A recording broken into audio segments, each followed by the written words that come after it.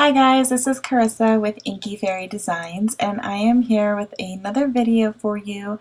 I am creating this card today using some really pretty Daniel Smith watercolor for my background, and I'm going to show you how I did that. Today's challenge for the CardMaker blog is to pick a photo or find a photo inspiration. It could be fashion, it could be art, it could be anything. So I went onto Pinterest and found that photo you see on my phone, and it hit me right away that I had a die that would be perfect to kind of create that pattern. And when I saw it, I knew I wanted to do some watercoloring for the background, so I pulled out my Daniel Smith extra fine watercolors. Moon Glow was the perfect color for that purple in the photo, and then this duochrome aquamarine and the rhodonite genuine. So those are the three colors that really went great with that picture, and so I am just putting a little dab into this small palette that I have, and of each of the colors. I've got my water all set. I have one for my dirty water and then one for my clean water, because I'm going to be using all three of these colors and mixing them and everything. I wanted to make sure that I had some clean water nearby so that I could get some true colors and not have that muddy water when I start picking up like the second and third colors. So I'm starting with the duochrome aquamarine. These duochrome watercolors are absolutely gorgeous. They are luminescent, so they're from the luminescent line of Daniel Smith watercolors. They have a shimmer to them. If you like tilt them back and forth, it almost has like a shift in them from like a blue to a teal. You can kind of see it sort of as I lay the color down, but it is just a really gorgeous color.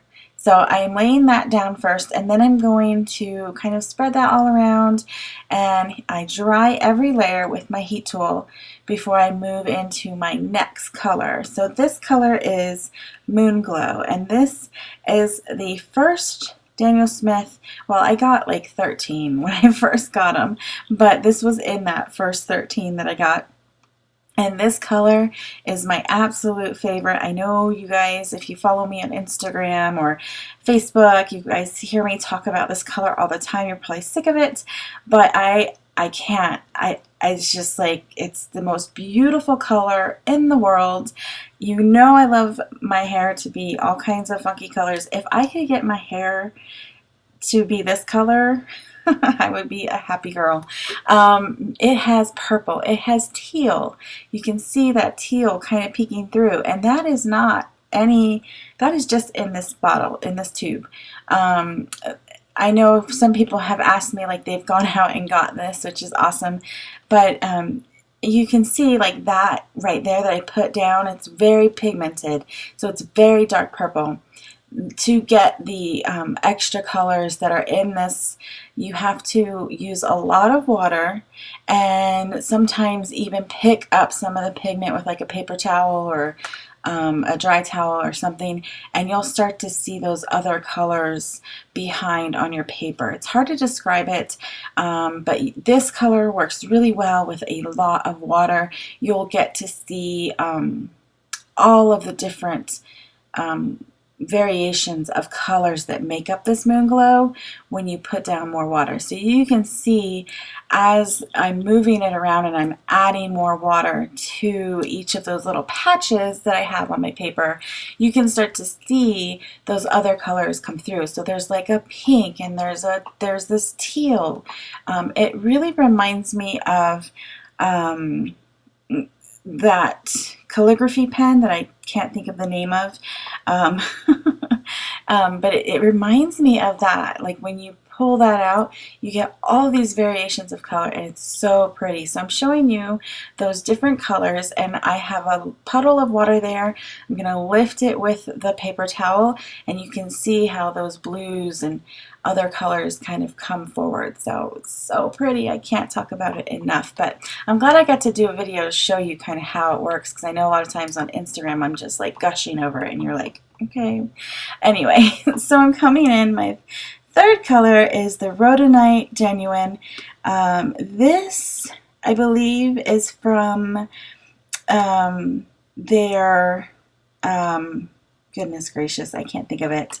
But they have a line where they actually use actual minerals to create the colors. I mean, it's amazing. I would love to go visit them and see how they mix these colors one day. That's like on my bucket list. But it's so pretty, and it's this really beautiful dark pink, almost like a magenta, and it really just, it tied in all these colors from my inspiration photo, and they just go over each other so pretty.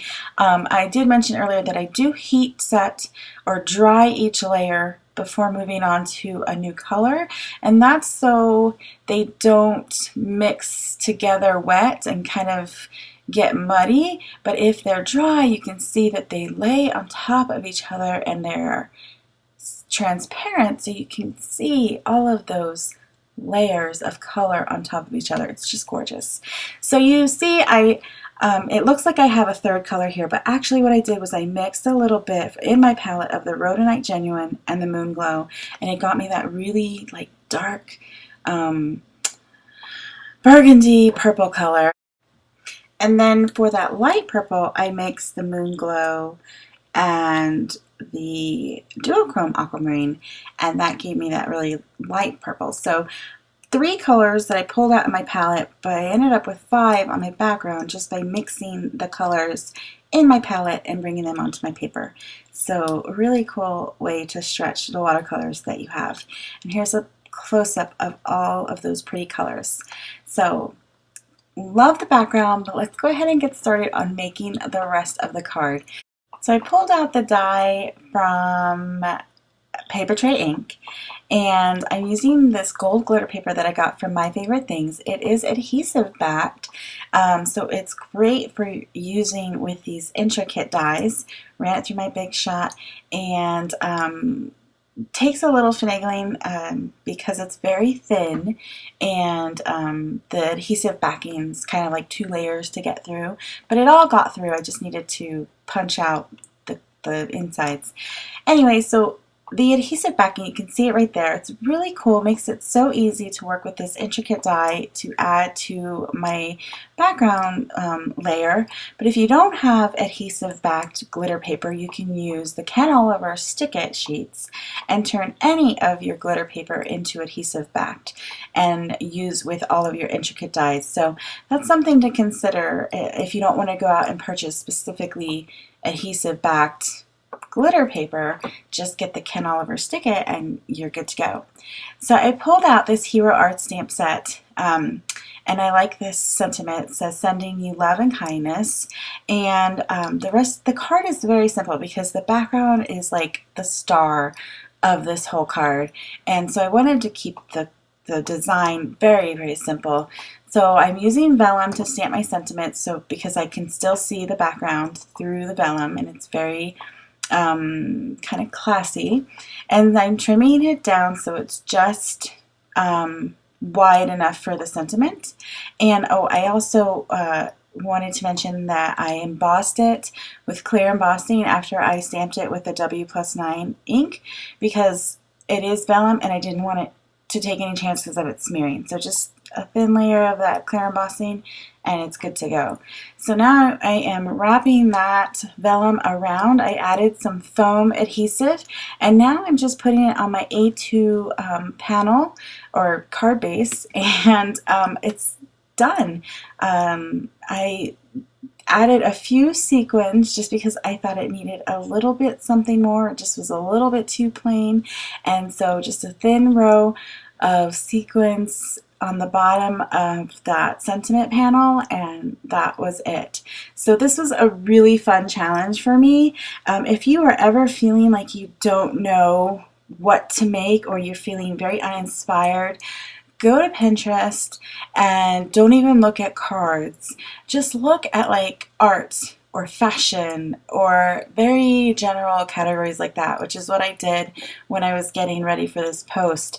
And I came across that picture, and it reminded me that I had this die in my stash that I hardly ever use. I love the quatrefoil pattern, but I just hardly ever pull it out. And so that picture got me to thinking about that die, and then I knew when I saw the colors that I wanted to watercolor this background, because I'm absolutely in love with watercolors right now, have been for a while, and I hope they're not going anywhere. I don't think they're going anywhere anytime soon.